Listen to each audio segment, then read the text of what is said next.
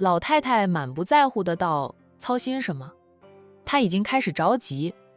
奶奶来你这里之前才接到老三的求助电话，奶奶帮了他，白菜给你们安排好了，还要我帮你们剁碎了煮熟喂到你们的嘴里吗？战印一脸黑，只要奶奶提到白菜，就是把他们兄弟几个暗喻成猪。奶奶见过像他们这么好看的猪吗？老是把他们当成猪啊。老太太打了个呵欠，人跟着站起来。奶奶困了，去休息，你也早点睡。奶奶晚安啦。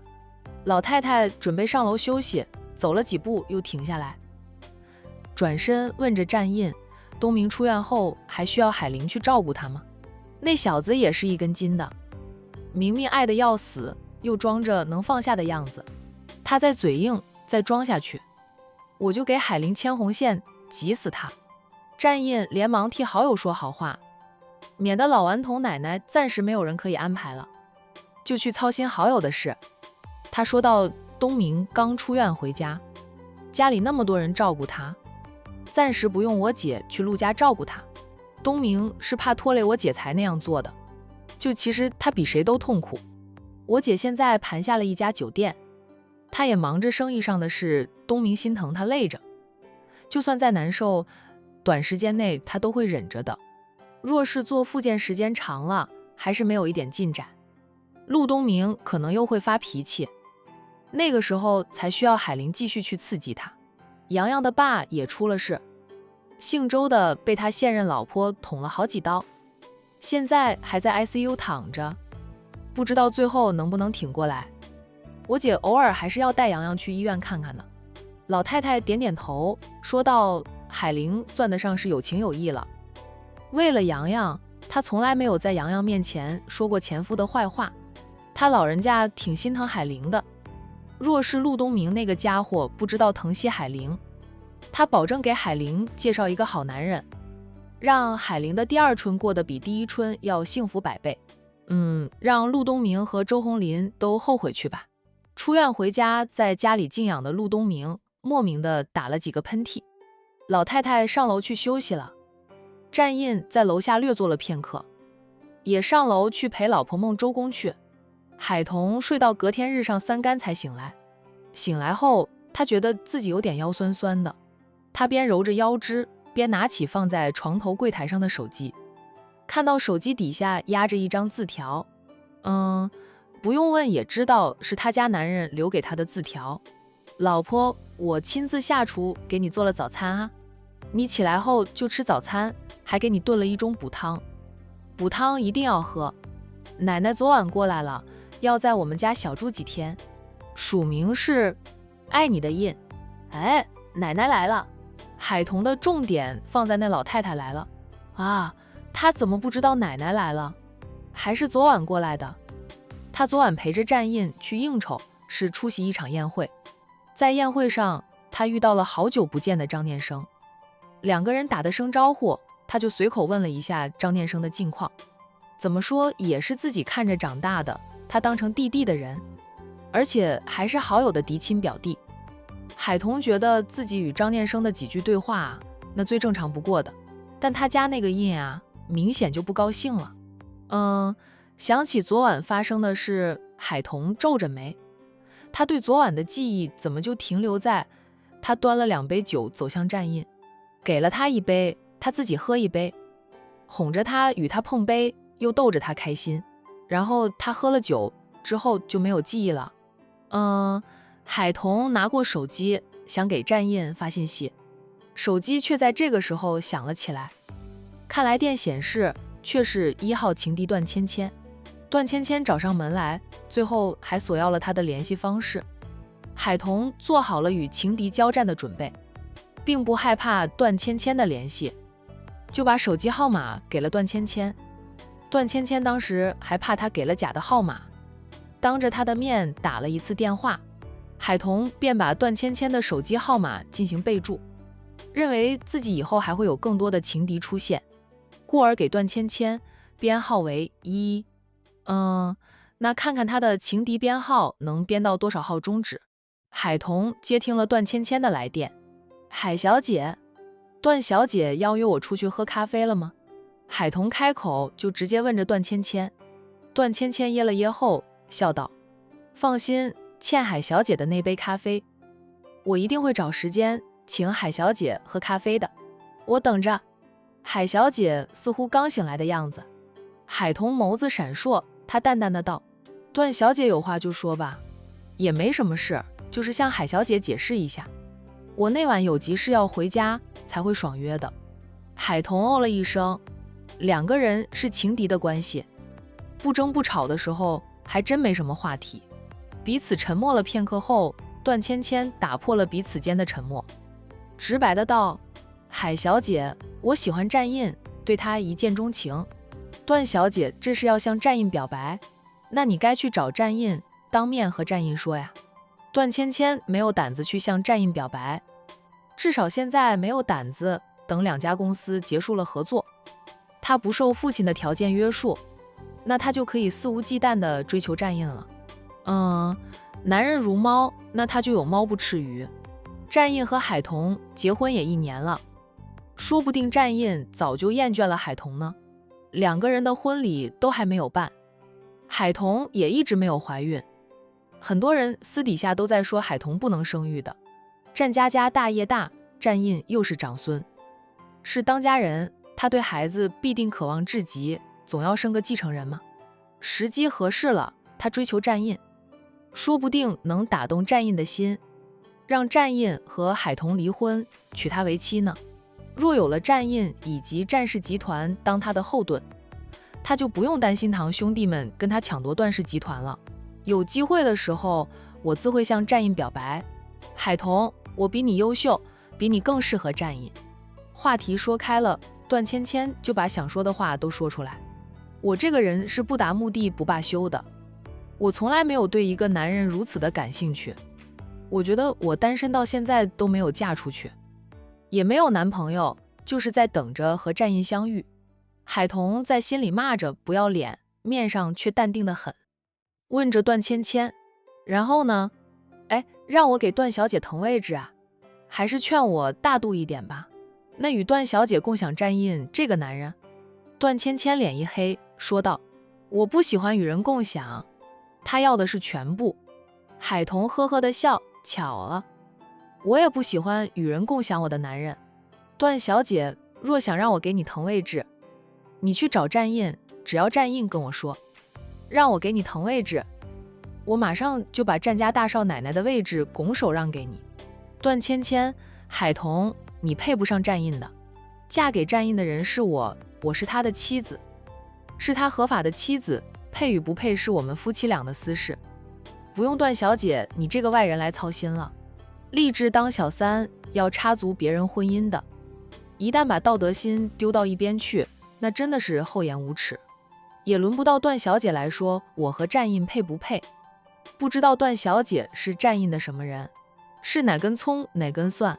战印的奶奶，她的父母都没有跟我说过这样的话，段小姐有什么资格说这样的话？她被海童驳得无话可说，干脆就挂了电话。海童在她挂了电话后骂了句家世那么好，各方面条件也那么优秀，就是脑子不清醒，被门家了，竟然要当小三。有段芊芊做比较，海童越发觉得自家表姐是非常难得的，商小飞才是真正的名门千金，优秀三观正。我知道的小三典型是叶佳妮，现在在局里出不来了呢。海童嘀咕着啊，想不明白那些想当小三的女人是怎么想的，光明正大的不好吗？那非要做那见不得光，一辈子被人骂的小三。就连他们生的孩子，一旦被人知道他们的孩子是小三生的，也会受到其他人的歧视。揉了揉泛酸的腰肢，海童去洗刷后换过了衣服，便下楼去。他起来得晚，老太太早就用过了早餐，此刻正在1楼的大厅里看着电视剧。听到脚步声，老太太扭头看了看，见是海童，他老人家先笑开了。等海童近前，他笑问：童童醒了，饿吗？饿呀，饿醒了，奶奶。你昨晚过来的吗？我都不知道。海童挨着老太太坐下，亲昵地挽住老太太的手臂。你昨晚怕是很多事情都不知道吧？老太太笑得暧昧，先去吃早餐吧。是你家男人特意下厨给你准备的爱心早餐。彤彤，你是个有口福的。我是阿印的奶奶，都很少有机会吃到她做的早餐呢。阿印还特意给你炖了一盅补汤。海童笑道，奶奶只要想吃，说一声。战印兄弟几个抢着给你老人家做早餐，要是嫌他们做的不好吃，我也可以给奶奶做好吃的。老太太拉着他的手说道，你这双手柔软修长又细皮嫩肉的，奶奶可舍不得让你下厨，就让他们那些大老粗做饭吧。奶奶费尽心思把他们培养得出的厅堂入的厨房，就是让你们享福的呀。战印兄弟几个亲奶奶呀，绝对的亲奶奶。奶奶，我昨晚是不是出什么事了？我对于昨晚的事只记得一点，没事，就算有事，阿印都处理好了，对你没有太大的伤害，顶多就是让你腰有点酸而已。哎，没事的，快去吃早餐，记得喝了那盅补汤。他一下子明白了原因，他估计是被人算计了，然后他家男人成为他的解药。哦，怪不得他今天醒来会觉得腰有点酸。海童不好和老太太讨论这个话题，只得先去用早餐，打算等战印回来了再问战印这件事。那与此同时的战氏集团总裁办公室迎来了一位稀客唐永安。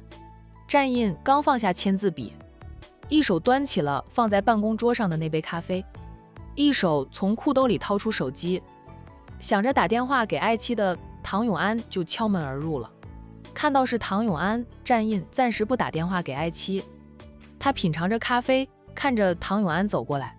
哥，唐永安叫了战印一声，自顾自地在战印的对面坐下。想喝什么？战印问了表弟一句。我不渴，渴的话我自己会去倒水喝。自家表弟，战印也不跟他客气，既然他说不渴，战印就真的连一杯温开水都没有给他倒。难得来找我，有事相求啊。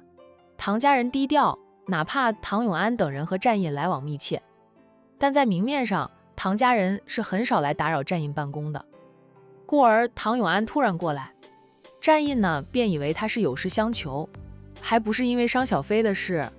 战印放下了咖啡杯，直勾勾地看着唐永安，问他怎么一段时间不见，你竟然喜欢上商小飞了？唐永安连忙否认，我没有爱上他，是商太太来找我，请求我帮她的忙，让我假装喜欢商小飞，就去追求商小飞，说什么这样能让君然知难而退。商太太始终不能接受君然，舍不得他的女儿远嫁，依我说呀，君然能喜欢他女儿，肯娶他女儿，他该偷笑了。商小飞在咱们管城的名声可不太好的，再者他爱慕过你，很多人都不会考虑他。商小飞痴恋过战印，虽说他现在放下了战印，管城土著都没有人会考虑商小飞，怕被商小飞拿他们来和战印比，他们比不过战印，也不喜欢被拿来和战印比。君家在 A 市那是首富，还是千亿豪门，虽说居然不是当家人，但他亲哥是当家人呀。他负责着风尘集团在管城的生意，收入不菲，配上小飞那是绰绰有余的。居然在管城也有几处的房产，后面买的那栋房子还紧挨着商家的别墅，两家都做了邻居，都不知道商太太在担心什么，执着什么。看到东明哥出了车祸后，商太太不敢像陆太太那样强硬地阻拦商小飞和君然在一起，就想些旁门左道，三番五次来找我，要撮合我和商小飞。哥，我都被商太太烦死了，我怕我真答应了他，帮了他的忙，万一商小飞最后舍弃了君然爱上我怎么办？难道真让我娶了他？那若是我守不住自己的心，爱上了商小飞，他不爱我，我怎么办呀？岂不是要承受一次爱而不得的情伤啊？战印，我大姨居然还在这件事上纠结着。唐永安说道，可不是哥，那是我嫂子的亲大姨，商太太也看中你这个外甥女婿，你去劝一劝商太太。不仅仅是商太太几次找我帮忙，就连商无痕那家伙也软硬兼施的，母子俩都吃定我似的。我看起来那么好吃吗？唐永安就想不明白了，商家人那样执着，不怕真的拆散了商小飞和君然？商小飞一辈子都不嫁了吗？那个女人可不是那种任由父母家人左右她婚姻的人。那当初她的家人有谁支持她追求战印呢？她还不是坚持着，就不撞南墙不回头。话说商小飞的固执是家族遗传的吧，一家子都是那样的性格，执着得很，就谁都不肯让步。战印也颇为无奈的道，我也劝不了大姨，连你嫂子劝了无数次都不管用。你是怎么想的？答应了商太太帮忙了吗？唐永安说道，还没有答应。我这不是烦着来找哥诉说诉说，我就怕我会管不住自己的心，喜欢上了商小飞。商小飞对待感情很执着，从他以前痴恋战印可以看出来，现在他是喜欢君然的，家里人不支持他，他依旧和君然谈着恋爱，想通过时间的增长获得家里人的同意。那唐永安就不太担心商小飞会移情别恋喜欢他，但他怕自己管不住心，爱上商小飞，到头来受伤的人就是他了。商太太以为他定力很好吗？他是发现了商小飞不像传言中那般差，相反呢，率性的他就很合他的胃口呢。战印愣了愣，他看着唐永安半晌，扑哧的笑了，打趣的道，永安，我还是第一次看到你如此的不自信，你居然会害怕喜欢商小飞。唐永安的脸有点红，解释的道，我现在没有喜欢他，我是说若是答应了商太太，那帮了他的忙，我就怕相处的时间长了会喜欢商小飞。战印建议商小飞对待感情是很执着，你不要趟这浑水，他现在眼里心里都只有君然，你去找君然，把这件事和君然说了，这是君然的事，就该让君然头痛。若是我大姨还去找你，你就给他推荐一位男童，不要那种男女通吃的，要推荐那种只对男人感兴趣，对女人没感觉的真正的男童，那样的人才能帮到商太太，还能全身而退啊。是的，欧阳家老爷子就曾经用过这一招来对付欧阳玉，逼出了欧阳玉对杨希的感情，又不会真正破坏欧阳玉和杨希，因为对方是个真正的男童，只喜欢男人。唐永安一脸黑线说道，我身边的朋友没有人是男童，我也不认识男童，怎么推荐？再说了，商太太的意思是撮合我和商小飞，不仅仅是单纯的拆散商小飞和君然。说完后，他又反问着战印，哥有认识的男童？战印忙道，我也不认识，你哥我是个正常的男人，只对你嫂子感兴趣，外面的男女都不感兴趣了。若是不行的话，你去找苏少主帮忙，苏少主有病的，他不会喜欢商小飞的，但让他演戏可能价格要高一点，毕竟苏少主的身份摆在那里，而且苏少主的身份地位亦能碾压君然。若有苏少主假装追求商小飞的话，君然就压力山大了。君然，战印啊，我待你不薄呀，你就是这样对我的。战印，有竞争有压力，你才会更珍惜我老婆的表姐。我这是以商小飞娘家亲戚的身份对你进行考验。君然，这年头想娶个老婆太难了，苏少主有病啊。唐永安像是发现了新大陆似的，一下子来了兴趣，问着战印，哥，苏少主有什么病？那方面不行，怪不得他和东明哥差不多的年纪，到现在还单着，我以为他是没有遇到喜欢的人呢，原来是有病呀。一向都是苏少主走在吃瓜最前线，苏少主绝对想不到有一天他成了别人吃瓜中的主角。不是不行，是说有寡情病，就是要遇到与他有缘的女孩子，他才能成为一个真正的男人。若是遇不到，他就和太监无异。不知道是真是假。那是他应付苏家主催婚时，特意当着我们的面说出来的。战印说完后，唐永安哦了一声，兴趣没那么高了，说道肯定是假的。他一把年纪了，苏家主催婚很正常，但他不想结婚，那肯定会找个理由拒绝父母的催婚。但是苏家主找过我奶奶，我奶奶不是认识一位很厉害的大师吗？就是那位大师说我和你嫂子有夫妻缘分，我奶奶当初才会逼着我替她报恩。哦，娶了你嫂子为妻的。那不知道那位大师是怎么对苏家主说的啊？后来苏家主还真的没有催过苏少主了。唐永安眨眨眼，难道苏少主说的是真的？哎，那是什么病呀？我听都没有听过呢。我不是医生，不懂这些。苏少主那样说，我就听着了。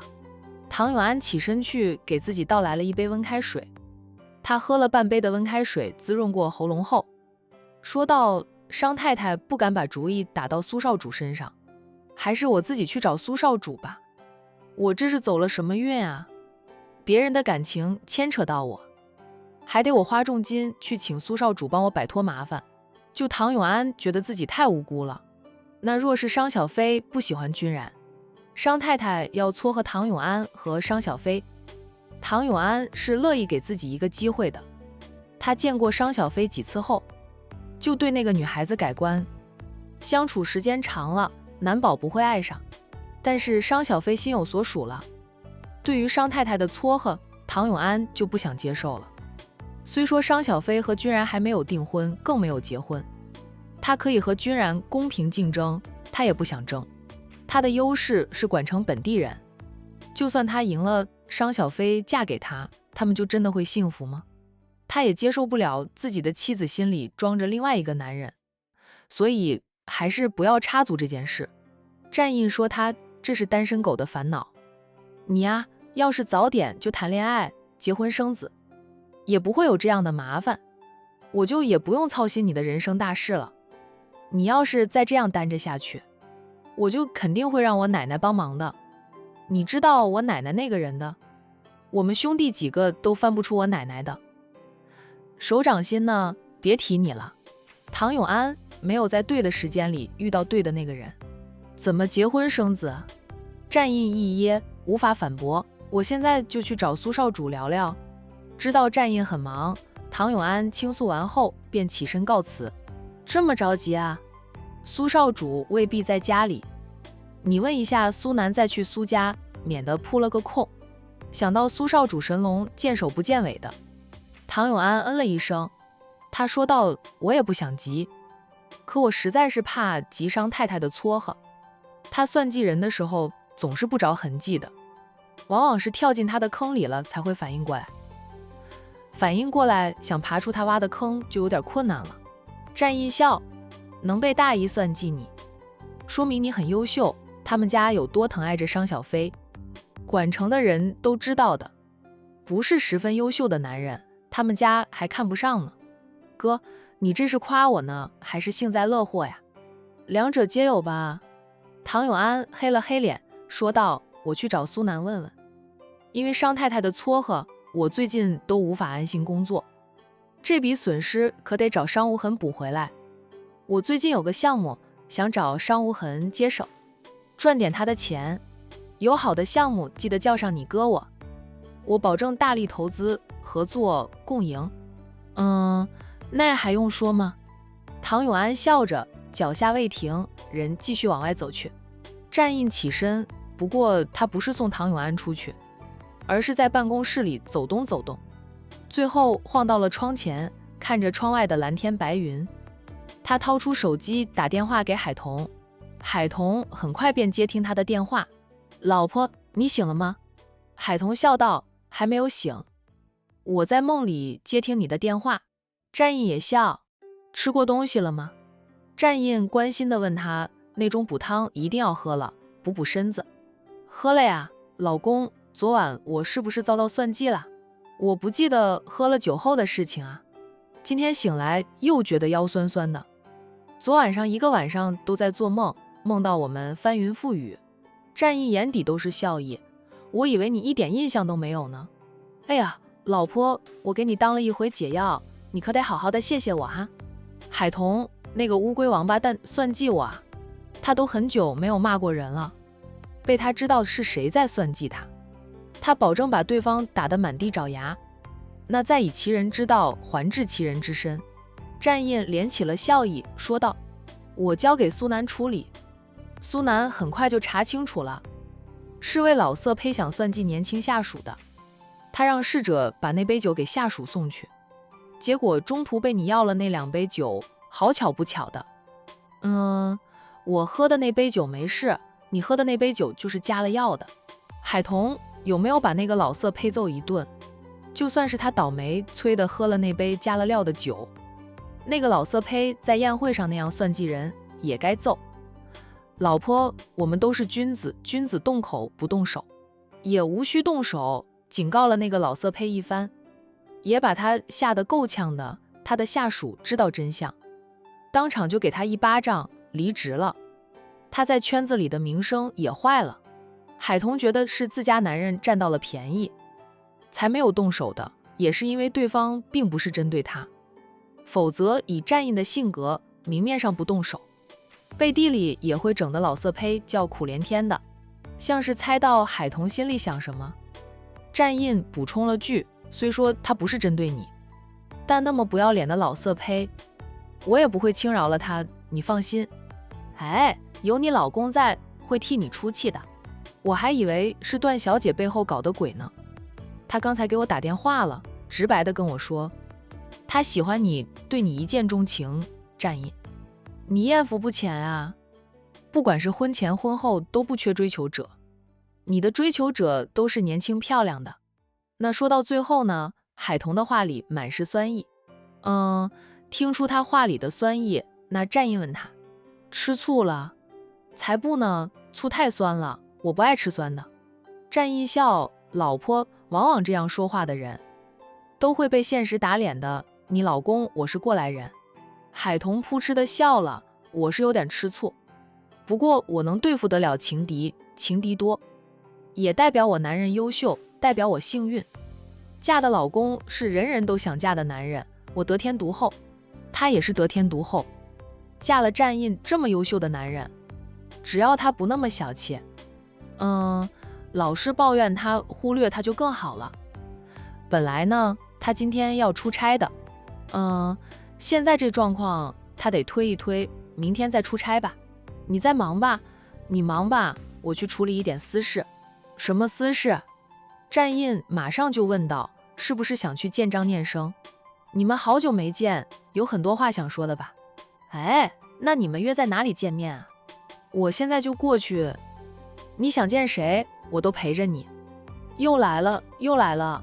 就昨天晚上啊，见了张念生一次，他就疑神疑鬼的。别说他和张念生没有过去，就算有过去，他们结婚都这么长时间了，他居然还老是吃张念生的飞醋。是，我就是去见念生，不告诉你在哪里见面，气死你。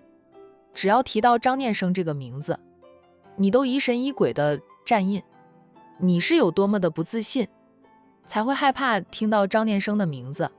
我人是你的，心是你的，你是我唯一的男人，都不知道你在担心什么。我从来都没有爱过念生，他在我心里就是弟弟啊。老婆大人生气了。战印连忙哄道，老婆，我没有疑神疑鬼，好吧，是我想多了，我道歉，对不起，别生气哈。不过呢，你叫了易念生的名字。海童一脸黑线，没好气的道，我是去见188号别墅的主人，是他带着段芊芊进入豪庭别墅的。除此之外，他还偷拍过我们。战印蹙眉，敢偷拍他夫妻俩，胆子不小呀。老婆，等我回去陪着你去找他算账吧。不用了，女人之间的事情我解决，用不着你。末了，海童说道，说不定我又会添一名情敌呢。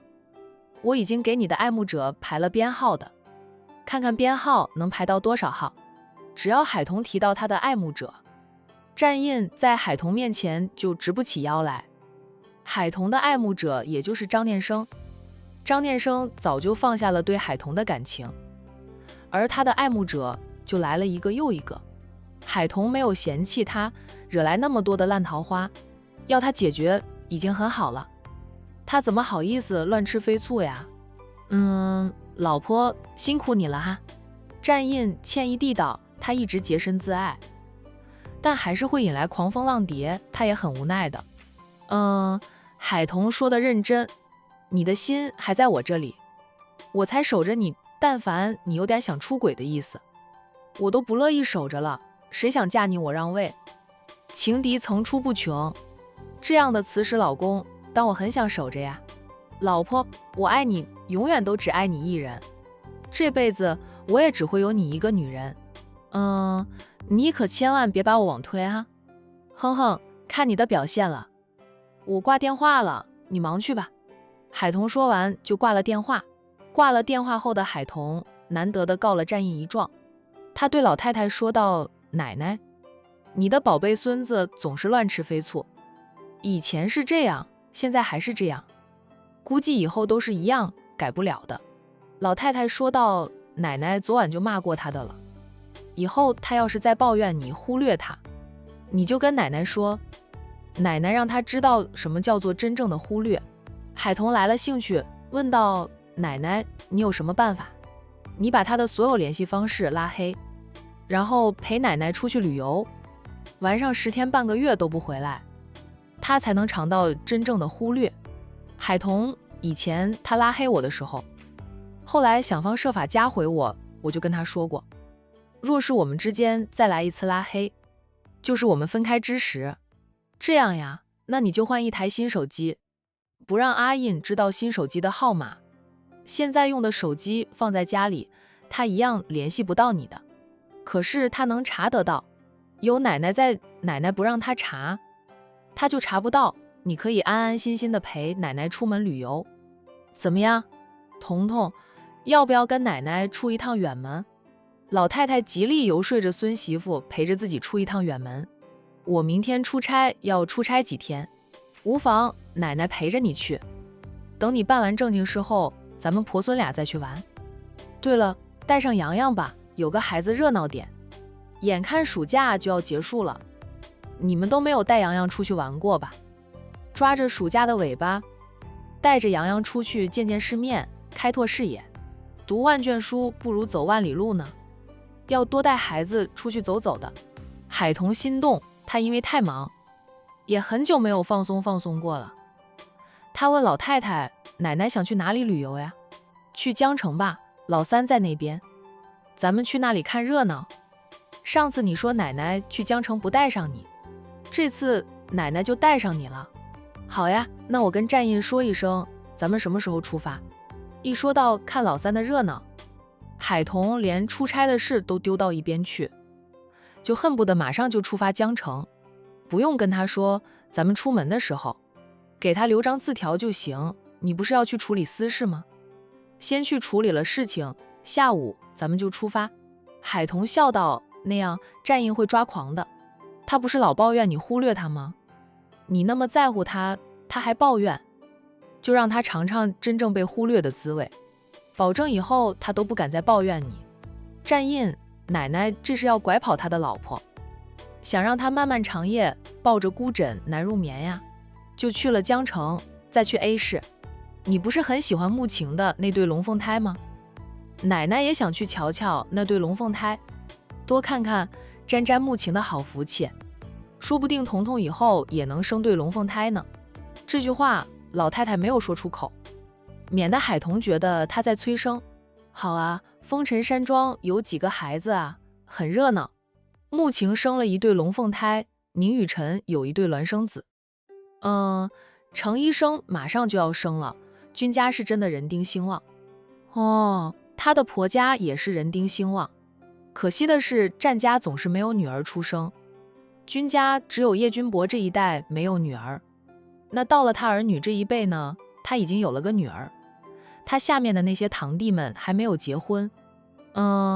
以后会不会再添几个女儿不好说，君家老太太比我好命啊，老太太都羡慕一句，君家老太太一把年纪了，老伴儿还活着，陪伴在他身边，又儿孙满堂，儿孙皆孝顺。老太太也儿孙满堂，但他老伴儿走了很多年，他内心寂寞得很。那个最疼他、最懂他的男人不在了，他不给自己找点事情做，会更加的孤寂。哦，这也是他爱折腾的原因。彤彤，你不是说要处理一件事吗？去吧，奶奶去收拾一下，等会儿就出门。海彤嗯着，跟奶奶出门前，他是需要去把188号别墅的事情处理好，同时他也打电话给姐姐，表示要抓住暑假的尾巴带洋洋出去玩。海玲此刻带着儿子在他新盘的店里，接到妹妹的电话，他很爽快地答应让妹妹带着洋洋出门旅游。就暑假都要结束了，他都没有带儿子出去玩，现在他依旧没有时间。洋洋听着妈妈和小姨的对话，等妈妈挂了电话后，他仰头问着妈妈：“小姨要带我去哪里玩？”小姨没说，只说要带你出去玩，9月1号之前带你回来，1号就开学了。洋洋哦了一声，随即开心的道：“小姨说什么时候出发？下午呢，咱们先回家，妈妈帮你收拾几件衣服。”洋洋开心的点头。老太太是个行动派，下午的时候还真的带着海彤和洋洋出门旅游去了。海彤为了去江城看戏，本来是要出差谈生意的事，都交给了商小飞。商小飞也想出门避一避，母亲一直不同意他和君然在一起，想方设法的撮合他和唐永安。他烦，唐永安也烦，不如出差避避风头。对此呢，战印毫不知情。等到晚上9点半，战印带着给爱妻准备的礼物回家时，下了车没看到海彤迎出来，但海彤的车子是在家里的，说明他在家。战印低笑着自言自语，醋意还没有下去呢。他拿着礼物往屋里走去。这个时候明叔从屋里出来，两个人在屋门口碰个正着。大少爷，你回来了。明叔满脸堆着笑，却不敢与战印对视。老夫人拐着大少奶奶出远门了，去哪里他们都不知道。大少奶奶只给大少爷留下了一张字条：“哎，你们大少奶奶睡下了。”战印就边走着边问明叔：“